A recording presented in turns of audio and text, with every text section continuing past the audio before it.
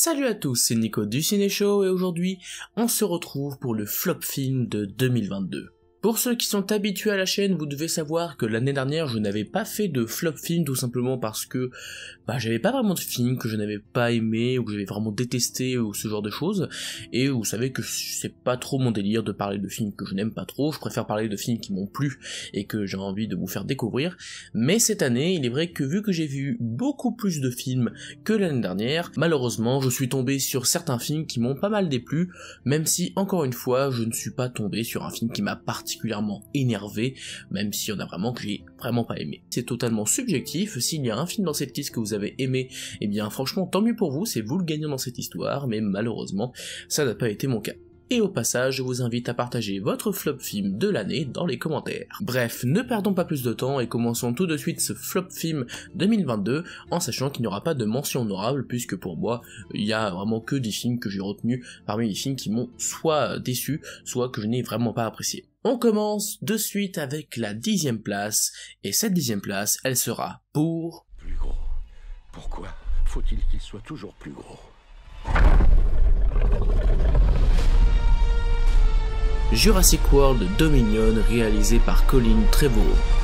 Alors pour le coup, Jurassic World Dominion, c'est pas forcément un film que j'ai détesté, et même loin de là. Je dois dire que dans l'ensemble, j'ai passé un plutôt bon moment, je me suis pas ennuyé plus que ça, et j'ai eu avec des amis, ça a été plutôt un bon moment avec eux. Mais malheureusement, en fait, c'est surtout pour moi une déception ce film, parce que, étant donné que les deux premiers Jurassic World étaient, selon moi, vraiment bons, chacun dans leur domaine, et surtout Jurassic World Fallen Kingdom, qui était vraiment ambitieux, notamment en termes de visuel, c'était hyper créatif, c'était génial. Et là, dans ce troisième film, on avait la promesse d'enfin découvrir le monde avec les dinosaures un peu partout, donc quelque chose qui est vraiment plein de potentiel, et qui d'ailleurs avait été démontré dans le petit court-métrage qu'ils avaient dévoilé quelques mois avant, qui se passait dans une sorte de drive-in, qui était vraiment un super court-métrage et qu'on pensait être l'introduction du film d'ailleurs, mais au final elle n'est même pas dans le film, c'est un peu dommage. Et dans le film, mis à part la scène d'introduction en forme de reportage télévisé et aussi un petit peu la fin, tout le reste du film n'exploite quasiment pas cette idée de départ, et c'est ça qui est vraiment décevant dans ce film. En plus de cela, le film souffre d'une mise en scène vraiment assez peu convaincante, efficace dans l'ensemble, mais franchement vraiment très peu créative, et c'est vraiment dommage. Il y a quelques points du scénario qui sont quand même assez bizarres, le méchant est pas du tout charismatique, il y a pas mal de choses qui vont pas dans ce film, c'est surtout pour moi une déception plus qu'un mauvais film. Le film pour moi reste tout de même regardable, mais franchement je suis très déçu et je m'attendais à mieux, et c'est pour ça qu'il est en 10e position de ce flop. On passe à la 9e position de ce flop, et cette 9e place, elle sera pour... T'es touché par un détail. Alors, toutes tes certitudes s'effondrent d'un coup. Maigret, réalisé par Patrice Lecomte.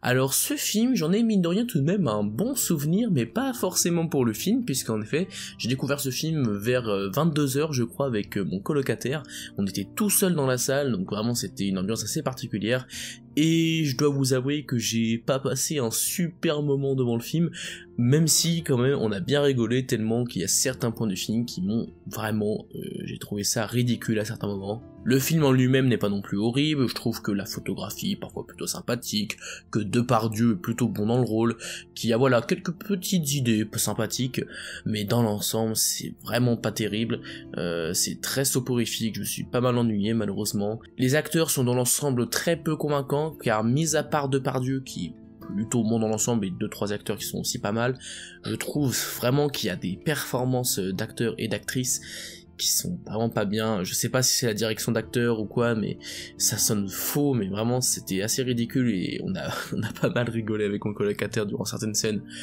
où c'était vraiment un peu n'importe quoi. La résolution de l'enquête est plutôt prévisible et assez molle, ça manque vraiment de punch. Il y a aussi 2-3 trucs de mise en scène que j'ai pas trop compris, je me rappelle plus exactement parce que je vous avoue que j'ai très peu de souvenirs de ce film tant il m'a pas du tout marqué, et non honnêtement ça a été vraiment pas une super séance. Alors je n'entendais pas grand chose parce que personnellement je ne connais rien de l'univers de Maigret par exemple, mais franchement pour moi c'était pas un super film. Après je pense tout de même que ça peut plaire à certaines personnes car il a tout de même certaines qualités, mais sur moi ça n'a pas du tout marché. Même si je suis content d'être allé le voir car on a passé un très bon moment avec mon colocataire, on a quand même bien rigolé, donc c'est le principal. On passe à la 8e position, et cette 8e place, elle sera pour...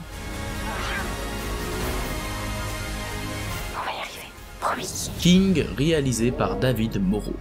Alors pour ce qui est de ce film, c'est assez particulier car je ne trouve pas que le film soit forcément mauvais, mais j'ai vraiment pas passé un super moment devant. Il est fortement possible que ce soit juste moi qui était pas forcément dans un bon mood lorsque j'ai découvert le film. J'ai enchaîné avec plusieurs films durant cette journée où j'ai découvert ce film, et je ne sais pas pourquoi, j'étais pas vraiment dans une bonne ambiance, et ça a peut-être joué sur mon appréciation du film car le film est très classique, hein, voilà, c'est une histoire juste d'un petit lion qui va être recueilli par une fille qui va essayer de le faire passer, de le faire revenir dans son pays d'origine pour qu'il puisse vivre sa vie de lion. En soi, c'est pas un film qui est mauvais, je trouve que voilà, il reste tout de même correct, mais malheureusement, je peux pas enlever le fait que j'ai vraiment pas passé un bon moment devant, je me suis vraiment ennuyé, j'avais vraiment qu'une hâte, c'est que le film se finisse. Alors que le film, encore une fois, était pas si mauvais, c'est juste qu'il est vraiment trop prévisible, il y a zéro surprise, c'est un film très lambda en fait, je pense que c'est surtout ça qui m'a gêné. Après, encore une fois, je pense pas que ce soit un mauvais film, mais ça m'a clairement pas plu, et c'est dommage, mais faut aussi dire quand ça nous plaît pas, et malheureusement, ce jour-là, je pense que je n'étais pas apte à découvrir ce film, et c'est pour ça qu'il se retrouve dans ce flop. On passe à la 7ème position, et cette 7ème place, elle sera pour... What are you doing? What are you doing? Sundown, réalisé par Michel Franco. Et le prix du film le plus soporifique de l'année est décerné à ce film. Ah, c'était long. Mais que c'était long. Durant le film, pendant une bonne heure, en fait, ça va se résumer à suivre quelqu'un qui est en vacances et qui fait des trucs, voilà, il fait des trucs, il se repose, il va à la boutique, il fait une rencontre, etc. C'était long, mais c'était long, il se passe rien, mais il se passe vraiment rien, et c'est le but du film, c'est pour ça que en soi on pourrait dire c'est normal, parce qu'en fait à la fin du film on a un petit twist entre guillemets, où on va apprendre quelque chose par rapport au personnage principal, et évidemment là effectivement tout ce qu'on a vu depuis le début du film, ça prend sens, mais on peut pas m'enlever le fait que c'est pas parce que 10 minutes avant la fin il y a une révélation qui explique tout le film que maintenant si je revois le film je vais me dire oh c'est du génie, ah non je vais toujours m'ennuyer, ah non mais vraiment c'était soporifique, il se passait rien, et vraiment c'était l'une de mes pires séances de l'année, j'ai vraiment pas passé un bon moment, j'étais à deux doigts de m'en aller de la salle, et ça m'arrive jamais, hein, donc ça m'est jamais arrivé d'ailleurs. Mais là j'avais presque envie tellement c'était long. Et même si encore une fois le twist est intéressant et explique en grande partie ce que le film cherche, ce que le réalisateur cherche à raconter à travers ce film, pour moi ça manque de personnalité, d'une véritable identité, parce que par exemple un autre film qui sort d'ailleurs bientôt en salle mais que j'ai vu à Deauville, qui était à peu près dans le même style, c'est-à-dire qu'on voyait pendant 1h10 juste deux personnes qui faisaient des trucs en vacances, puis à la fin on a une explication sur pourquoi on a vu ça, c'était Aftersun, qui était un film qui rentre dans cette même direction-là, mais il y avait tellement plus de cœur et de personnalité que même si je me suis pas mal ennuyé devant Aftersun, je préfère revoir 1000 fois Aftersun que ce film-là qui pour moi est juste... ouais, il se passe rien, et ça m'ennuie. Ça m'ennuie beaucoup. Mais si vous avez aimé le film, encore une fois, tant mieux pour vous, mais moi ça a clairement pas été une très bonne surprise, loin de là. On passe à la 6ème position, et là ça me fait mal au cœur de mettre un film de ce réalisateur que j'adore, mais il faut savoir dire les choses. En 6ème position, on a...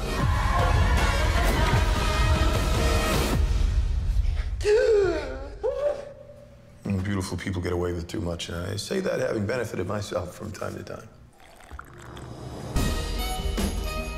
Spiderhead, réalisé par Joseph Kosinski. Alors pour le coup, à mon sens, c'est le meilleur film que je vais vous présenter dans cette liste. Vraiment. C'est-à-dire que je trouve vraiment que le film est au minimum bien, je le trouve bien. C'est un bon film, mais c'est quand même un film qui, et c'est le principal problème, qui est affreusement banal. Mais genre vraiment, c'est-à-dire que le casting est sympa, l'histoire en elle-même est plutôt intéressante, mais le rythme est vraiment bizarre, la mise en scène, alors que c'est Joseph Kosinski, pour rappel, c'est celui qui a réalisé cette année Top Gun Maverick, qui a fait Oblivion, Tron l'héritage, qui sont pour moi des films que j'aime de tout mon cœur, mais alors celui-là, il y a quasiment aucune idée de mise en scène, c'est très plan-plan, champ contre champ, il y a rien de vraiment, il y a aucune scène qui ressort de par la mise en scène. Encore une fois, le rythme est vraiment pas dingue, il y a vraiment des passages qui sont longués pour rien. C'est un film vraiment très très bizarre parce que étant donné le passif du réalisateur et du casting, quand même, Miles Teller et Chris Hemsworth, c'est quand même pas rien.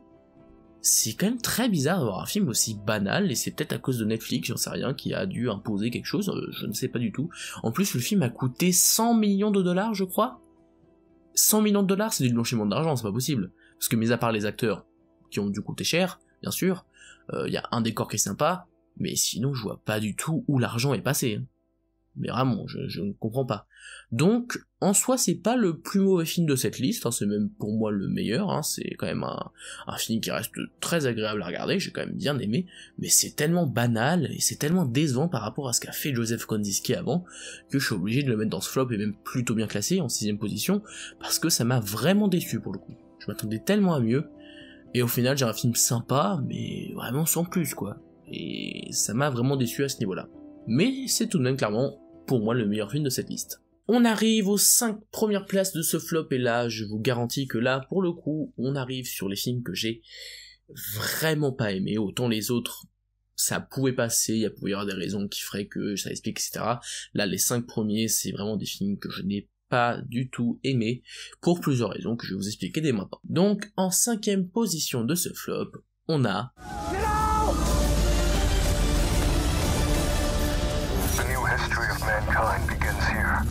Project Gemini.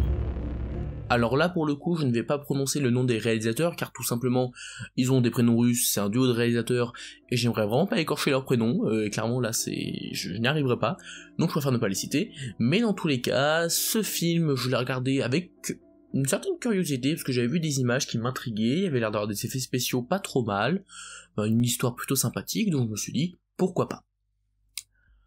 Ah, c'est fauché, hein. Ah, c'est pas bien. Ah, non, là, c'est vraiment pas la folie. C'est pas non plus une honte totale. Disons que j'ai quand même quelques passages qui m'ont un peu plu. Et du coup, ce qu'il y avait dans le trailer, il y a 2-3 passages à effets spéciaux qui sont pas si mal. Ça va, ça passe à peu près. Par contre, l'histoire est vraiment inintéressante. Mais les personnages sont pas du tout attachants, le rythme est encore une fois mal fichu, et les effets spéciaux, alors ils sont bons lors des scènes où on peut voir les vaisseaux spatiaux ou ce genre de choses, de souvenirs ça passait à peu près, mais il y a d'autres passages qui sont assez ridicules, les décors sont vraiment très très simples, on a vraiment l'impression que c'est tourné dans un petit studio, et on n'y croit pas du tout à cette histoire de vaisseau spatial, etc. Et en plus, encore une fois, il y a une histoire avec le personnage principal, ça peu tiré par les cheveux, tu t'attaches pas au personnage principal, et à la fin il essaie de faire un peu du mélodramatique, mais ça fonctionne pas du tout parce que on n'est pas du tout attaché au personnage.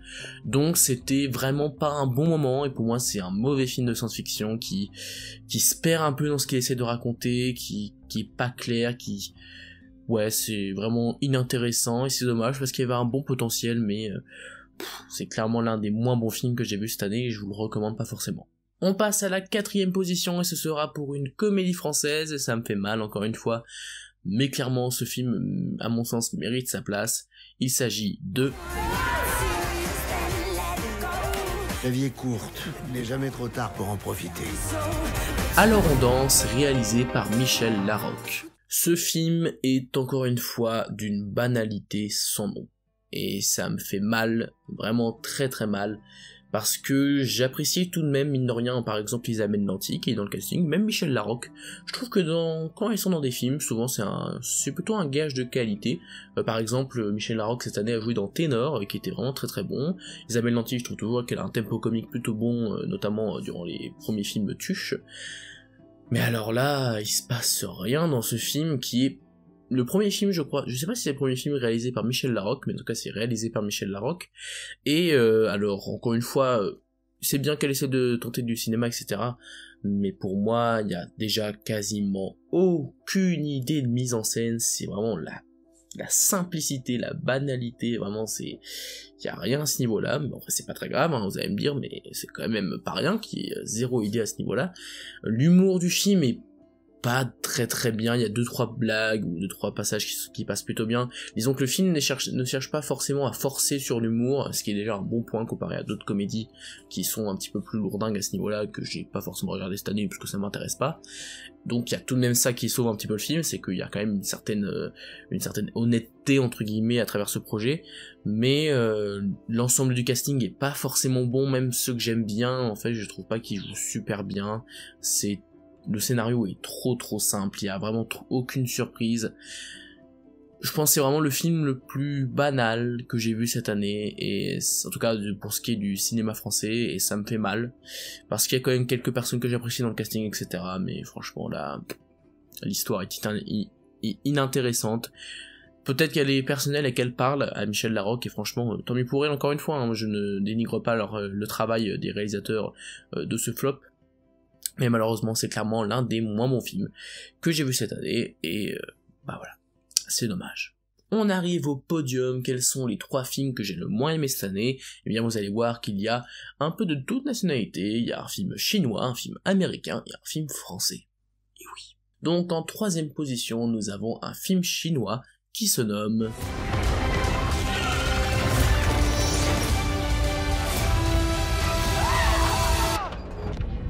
Restart the Earth, réalisé par Zhen Zhaolin. Avec ce film, on tient là le nanar de l'année, puisque vous allez voir que pour les autres, c'est d'autres problèmes qui font qu'ils sont un petit peu plus haut dans le classement, mais alors ce film, il y a presque rien qui va.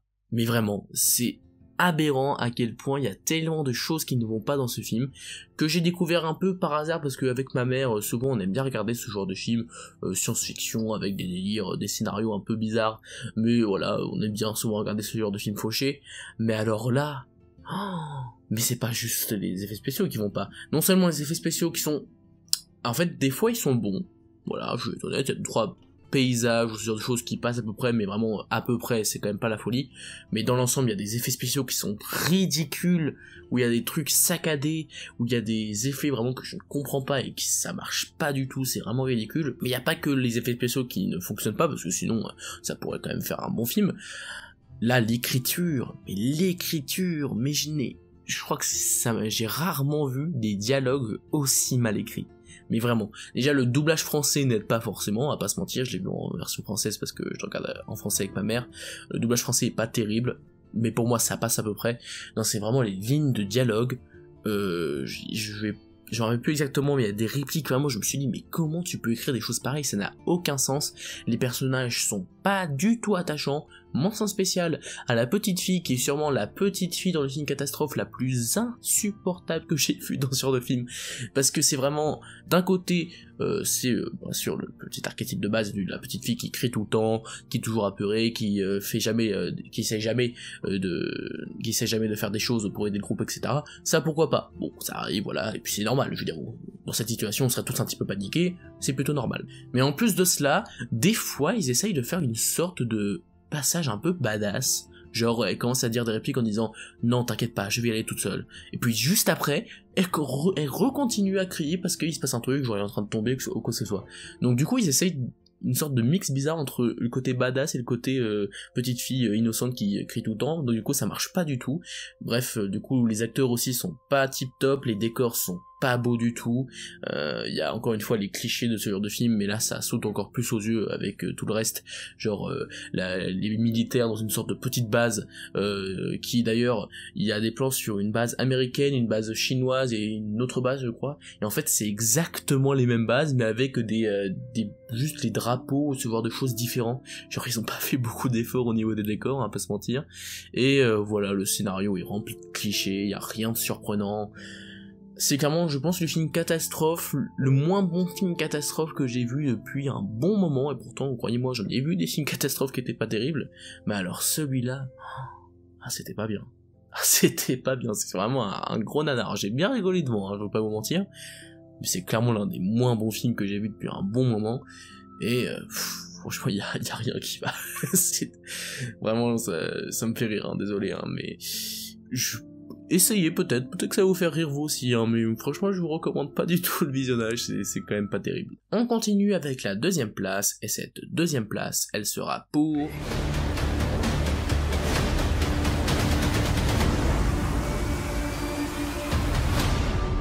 La Disparue, réalisée par Brian Goodman. C'est un film sorti sur Prime Video avec Gerard Butler, et c'est d'ailleurs pour ça que j'ai regardé le film, pour Gerard Butler que j'apprécie, voilà, en tant qu'acteur. Je l'ai découvert durant mes vacances d'été en me disant peut-être que c'est un film d'action plutôt sympathique, sachant que moi vraiment je suis pas trop difficile du moment que le film est plutôt bien shooté, que voilà, c'est plutôt captivant même si le scénario est pas dingue, ça me dérange pas. Bah alors ce film était d'un ennui, mais d'un ennui, oh là là là là, il y a tellement de choses qui ne vont pas, c'est moins catastrophique évidemment que Restart the Earth, mais au moins, Restart the Earth avait l'avantage d'être tellement mauvais qu'au moins ça en devenait drôle et que c'était vraiment, on rigolait bien. Devant ce film, non seulement c'est mauvais, mais en plus ça me fait pas rire, c'est juste long et ennuyant.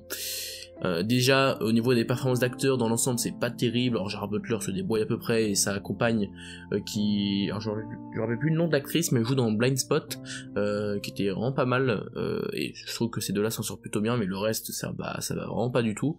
La mise en scène est vraiment pas terrible du tout, il y a des choix que je comprends pas, c'est des champs contre champs basiques mais aussi des plans un petit peu penchés ou ce genre de choses, enfin c'est vraiment il y a des trucs que je comprends pas en termes de mise en scène, c'est dans l'ensemble plutôt banal, tout comme le scénario. On nous vend le film comme un film d'action, mais au final il n'y a qu'une seule scène d'action, ce qui arrive vers la fin du film, qui est d'ailleurs très très vite expédiée, et en fait chaque scène du film est allongé artificiellement, parce que vraiment le scénario tient vraiment sur un post-it, hein, là, on peut le dire, c'est que c'est juste Gerard Butler, sa femme disparaît, il va essayer de la retrouver, il la retrouve à la fin, désolé de spoiler, mais en même temps vous le savez, hein, c'est évident, mais c'est surtout le problème, c'est que chaque scène est allongée, lorsqu'il y a une discussion avec un méchant, ils vont vraiment la faire durer, lorsqu'il y a une scène d'infiltration vers la fin du film, ça dure au moins 5-10 minutes, genre c'est long alors que ça sert à rien, il n'y a pas de tension, la mise en scène ne donne aucun élément qui peut vraiment nous accrocher durant ces scènes-là. C'était, je pense, avec Sundown, le film qui m'a le plus ennuyé cette année. Genre vraiment, je me suis... c'était long. Alors qu'est-ce que c'était long, et franchement, c'est pour ça que je l'ai moins aimé que Restart the Earth, parce que, encore une fois, Restart the Earth, au moins, je me suis bien marré, alors là, je me suis juste ennuyé, et c'est clairement l'un des moins bons films que j'ai vu cette année. C'était vraiment pas terrible, il était à ça d'être le premier tellement j'ai vraiment pas passé un bon moment. Mais il n'est que deuxième, car il y a un film qui l'a surpassé en termes de mauvaise qualité. Je pense qu'il n'y aura pas trop de suspense pour ceux qui sont habitués à la chaîne. Bien évidemment, en première position, on a...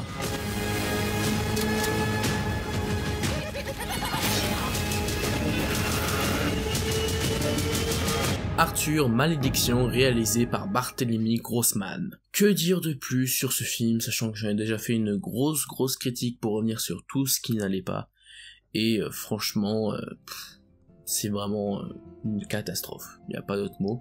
Il y a 2-3 éléments qui sont plutôt sympas et qui voilà ressortent un petit peu, et vraiment dans l'ensemble, 90 voire 95% du temps de ce film, non seulement la mise en scène est vraiment...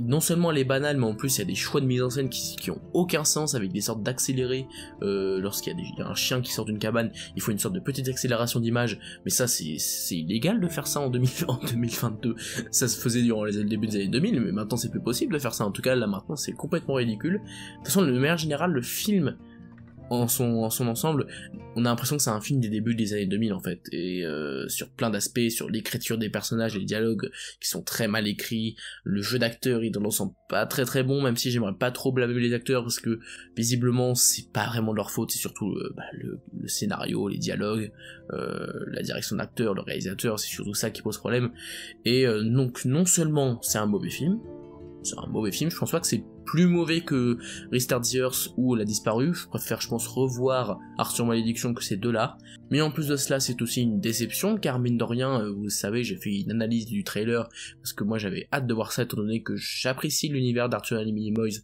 donc j'étais vraiment intrigué par ce projet, j'avais vraiment envie que ce soit très bien, au final ça ne l'était pas, donc j'ai été déçu en plus de cela, mais surtout ce qui me pousse à le mettre en première position de ce flop, c'est que visiblement, ce qui se passe derrière la caméra est aussi vraiment abject. Déjà, il me semble que certains étudiants de la Cité du Cinéma ont été clairement exploités par Luc Besson. Il y a en plus des histoires de plagiat, il y a tout ce qui tourne autour de la production, enfin bref, il y a vraiment tout ce qui tourne autour du film est maudit en fait, vraiment. Visiblement c'est un projet qui vraiment était mauvais depuis le début, qui a été fait avec de mauvaises intentions. Il y a vraiment plein d'éléments qui sont vraiment étranges et assez malsains dans la production de ce film, dans sa création, dans le film en lui-même. Il y a trop de choses qui font que je suis obligé de le mettre en première position, parce que c'est pas seulement la qualité du film que je prends en compte, c'est aussi tout ce qui se passe derrière, la déception. C'est clairement le film le plus détestable entre guillemets de l'année, parce qu'il y a tout ce qui tourne autour est vraiment malsain et ça donne vraiment pas envie. Mais au moins, ça m'aura permis de faire la critique la plus populaire de ma chaîne, et d'ailleurs je vous en remercie. Je vous avoue que je pensais pas que ça allait exploser autant, je me doutais un petit peu, vu que ma vidéo de réaction trailer avait fait un petit peu de vues, je me suis dit que ça allait un petit peu attirer, mais à ce point-là, je vous avoue que je m'y attendais pas trop, donc je vous en remercie. Et on va sûrement reparler un jour de ce film, car en fait il y a tellement de choses qui vont pas dans ce film, que je me suis dit que ça pourrait être marrant de faire, du coup, pour l'anniversaire de ce film, une vidéo pour revenir sur tout ce qui va pas dans ce film. Ça peut être vraiment plutôt marrant, et je pense que ça peut être plutôt rigolo à faire. Mais voilà, en première position de ce flop, c'est clairement Arthur Malédiction. C'est pour moi le moins bon film de cette année, et surtout le film que j'ai vraiment le moins envie d'aimer de cette année.